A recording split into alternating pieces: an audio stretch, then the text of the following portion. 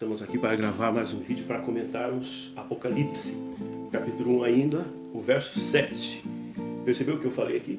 Estamos aqui para comentar Apocalipse 1, que é um capítulo, e o verso, que é 7. Para nós, essa linguagem é extremamente comum, né? É a maneira que a gente usa para se localizar dentro da palavra, dentro dos livros da palavra, né? Capítulo. Então o pregador ele vai desenvolver uma mensagem, né? E ele quer que as pessoas que estão lhe ouvindo, que estão lhe assistindo, possam confirmar, conforme diz Paulo, né? Que os bereanos eram nobres porque ele falava a palavra, o ensinamento, os bereanos conferiam. Então os bereanos modernos podem confirmar que o pregador está realmente extraindo uma mensagem, uma frase, uma colocação da palavra, da Escritura Sagrada, e ele citando, né? O capítulo é o tal e o versículo é o tal. Isso facilita extremamente para nós, né? Agora, o escritor, quando ele escreve, por exemplo, o Apocalipse, ele não fez a divisão através de capítulos e versículos. Essas divisões que são para nós extremamente úteis foram introduzidas há uns 1100 anos depois que João escreveu o Apocalipse. E como que nós podemos nos localizar dentro do livro? Qual era, como, digamos assim, a intenção do escritor para conseguir conduzir os seus leitores à compreensão? Que método ele poderia usar, né? João ele faz uso da narrativa de uma forma assim, repetitiva, né? Ele vai contar a história do conflito, né? Narrando várias cenas, né? Então ele vai iniciar a narrativa do conflito e vai chegar até o seu final. Ele vai iniciar a narrativa do conflito e vai chegar até o final novamente. Como que nós podemos acompanhar esse início e este fim da narrativa? O verso 7 do capítulo 1 nos oferece uma chave, digamos assim, um segredo para que a gente consiga acompanhar a intenção do autor, para nós nos localizarmos dentro do texto. A frase aqui é: eis que vem com as nuvens. Perceba que aqui ele está mais do que fazendo o que é comum no Novo Testamento, onde aparece mais de 300 referências a um acontecimento que é a volta de Jesus. Aqui não é simplesmente mais uma. Ele está nos dando aqui uma chave que pode ser acompanhada dentro do livro em outros capítulos e versículos, que a volta de Jesus ela é um acontecimento que marca, que a gente consegue localizar o início de uma narrativa que vai até a volta de Jesus. Vamos citar aqui alguns poucos exemplos para que possamos perceber isso. No capítulo 6 de Apocalipse, o versículo 16 diz assim: disseram aos montes, cai sobre nós, escondei-nos da face daquele que está sentado e da ira do cordeiro. Quem está fazendo esse clamor são os perdidos.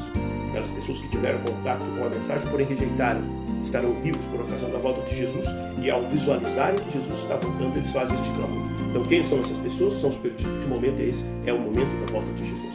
Um outro texto que faz esta menção, Apocalipse 11, verso 15. O sétimo anjo tocou a sua trombeta e houve no céu vozes grandes dizendo: o reino se tornou do nosso Deus e do seu Cristo. Ele reinará pelos séculos dos séculos. Aqui estamos falando novamente da volta de Jesus. Quem é que está conduzindo agora a narrativa? Quem é que está transmitindo a sua percepção sobre o fato de volta de Jesus? Aqui é um clamor que surge lá desde os céus, né? E a gente pode, retornando novamente lá a outros exemplos, mas para nós nos demorarmos, voltamos à nossa frase inicial lá de Apocalipse 7, ele vem dizendo assim: e eis que vem com as nuvens. Existem duas coisas que devem ser vistas aqui. Primeiro, ele está fazendo o uso aqui de algo que é bem comum em todo o livro do Apocalipse, que são citações. É como se João, ele ao escrever todo o seu livro, ele fosse pegar lá do Velho Testamento citações, declarações e trazer para o Apocalipse. Então, o Apocalipse é um conjunto de muitas informações extraídas do Velho Testamento. Alguém disse que no Apocalipse todos os demais livros, né, da palavra de Deus se encontram, se harmonizam no Apocalipse. E de onde João pinçou esta frase, eis que vem com as nuvens? Ele está trazendo essa frase de Daniel no capítulo 7. E aqui, novamente, frisamos que uma das formas que João escolheu quando ele descreve a narrativa, né, de contar através de várias cenas, 7 cenas que vão do início ao fim do conflito, da história da igreja, né, do povo de Deus, ele aqui pensou por que esta frase para falar do maior acontecimento relacionado à maior expectativa que a igreja desenvolveu desde a ascensão de Jesus, que é a sua volta. Por que ele pensou esta frase extraída de Daniel 7? Daniel 7 ele está narrando a mudança, né? A transição de Jesus do santo para o santíssimo. Santo e santíssimo são descrições do ambiente do santuário do Velho Testamento, né? Que eram sombras, que eram um modelo, que Jesus introduziu no verdadeiro santuário. E aqui então, esta frase, ó, vem com as nuvens, além de nos mostrar a importância que é essas citações, essa intertextualidade que existe no Apocalipse, né? Essa conversa com outros textos. Lá na cena de Daniel 7, o que está sendo narrado lá? Esta mudança do santo para o santíssimo. Então, uma das maneiras, e é isso que João ele quer que nós percebamos, quando ele traz exatamente esta frase aqui, ele consegue demonstrar a vinda de Jesus, mencionar a vinda de Jesus, nos chamar a atenção de que este fato, vinda de Jesus, é um fator marcante dentro do seu livro, e outro fator marcante, outra chave para a compreensão do Apocalipse é o santuário, né? Daí aqui nós vamos perceber como ele vai trabalhar o santuário. No verso 1:13 ele já vai falar assim que o ser que aparece na visão, que é uma descrição de Jesus, anda no meio dos candeeiros, que a mente já vai para o santuário. No capítulo 4, verso 1, vem dizer assim, né? E eis que não somente uma porta aberta para o céu, quando ele vai iniciar um conjunto de visões, né? Uma nova cena, ele tem esta visão de uma porta aberta no céu. E aqui é muito interessante a gente ficar atento a como é descrito esta porta. Veja, faria diferença ele dizer assim, viu uma porta aberta para o céu. Se ele falasse assim, viu uma porta aberta para o céu, daí qual é a compreensão que nós extrairíamos? É de que ele está fora do céu e através desta porta aberta para o céu, ele visualiza tudo que está sendo apresentado no céu. Mas não é isso que ele diz. Ele diz que ele viu uma porta aberta no céu. Então, ele se introduz, a visão introduz no céu, e lá no céu ele vê essa porta aberta. Ele vê essa porta aberta, e é a porta do santuário. E daí, as descrições seguintes vão mostrando, assim, o santuário. Né? Não vamos nos ater, né? Porque não é a propósito nos ater a cada uma delas, mas uma importante, 11:19, Apocalipse 11:19 vai dizer assim, ó, e abriu-se então o santuário de Deus. Veja uma afirmação aqui direta. Daniel 7, ele vai nos levar, né? João nos leva até Daniel para fazer um link, uma ligação entre a volta de Jesus e o santuário. Com uma frase só ele faz isso, ele faz essa ligação entre a volta de Jesus e o santuário.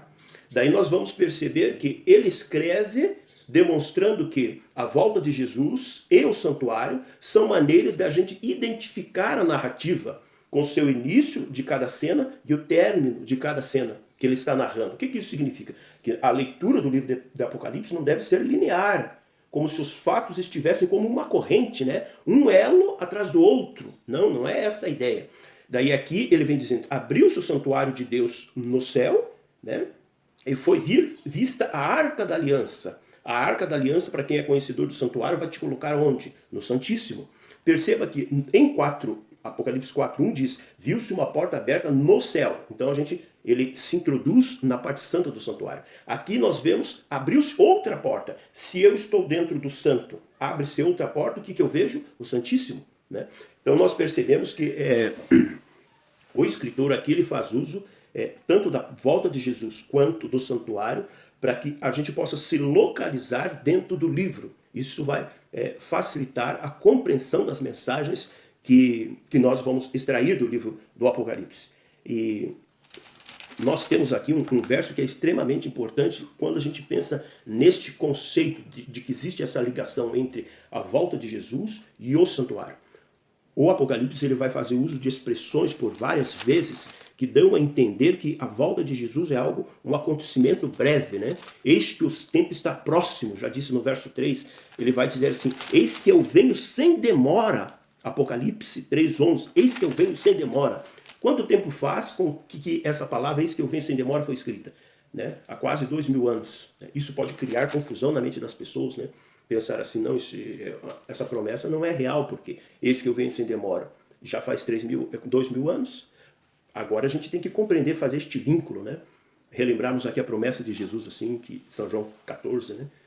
Não se turbe o vosso coração, credes em Deus, credes também em mim. Na casa de meu pai há muitos morados, vou preparar-vos lugar. Então, Jesus ele vai preparar lugar para nós. É evidente que ele não está falando das questões físicas, né, de casa, apartamentos, prédios, não está falando disso. Ele está falando de interceder por nós para que nós possamos ter os nossos pecados perdoados e poder conviver na presença de um Deus que é santo, viver na presença de um Deus que é santo, né?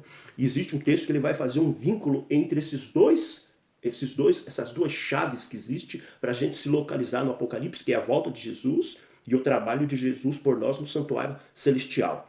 Qual verso é? O verso, capítulo Apocalipse 8, verso 1, quando diz assim: quando o Cordeiro abriu o 7º selo, houve silêncio no céu, por quase meia hora.